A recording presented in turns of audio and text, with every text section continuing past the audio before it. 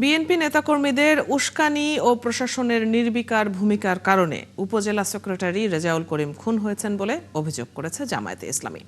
আর BNP বলছে সেখানে আগে থেকেই কেন চেয়ার দখল ও লাঠি সোটা জড়ো করে রাখা হয় তার সুষ্ঠু তদন্ত করতে হবে। প্রধান উপদেষ্টার প্রেস উইং জানায়, ভিডিও ফুটেজ দেখে দোষীদের গ্রেপ্তারের চেষ্টা চলছে। ইমতিয়াজ সোনির প্রতিবেদন।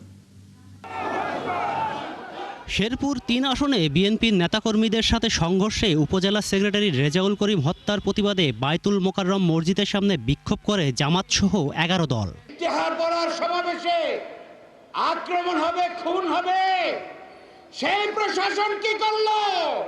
প্রতিটি লাশের হিসাব নিব, প্রতিটি শহীদের হিসাব নিব। এর আগে সংবাদ সম্মেলনে জামাত অভিযোগ করে ঘটনার সময় কোনো ব্যবস্থাই নেয়নি প্রশাসন। শেরপুর ৩ আসনে ঘটে যাওয়া অপ্রত্যাশিত ঘটনা পুলিশ ও গোটা প্রশাসনের ভূমিকাকে প্রশ্নবিদ্ধ করেছে। আমরা অবিলম্বে শহীদ রেজাউল করিমের হত্যার সুষ্ঠু তদন্তের মাধ্যমে দোষীদের গ্রেফতার করে সর্বোচ্চ শাস্তির আওতায় নিয়ে আসার দাবি জানাচ্ছি।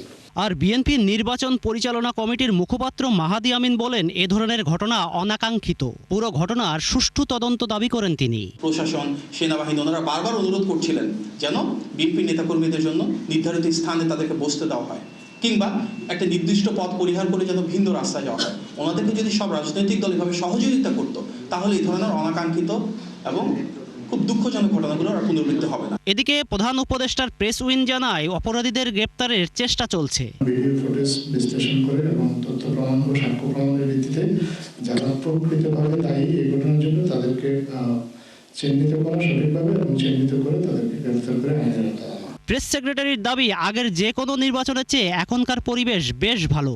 আপনি যদি এটা কম্পেয়ার করেন আগের ইলেকশনগুলোর সাথে, তাহলে দেখবেন যে আমরা বলবো যে সিচুয়েশন, অবশ্য ইলেকশনের এখনো প্রায় 2 সপ্তাহ বাকি আছে, এখনো বলা মতো কিছু হয়। তিনি আরও বলেন, রাজনৈতিক দলগুলো ভালো আচরণ করছে এবং আইন মেনে চলছে।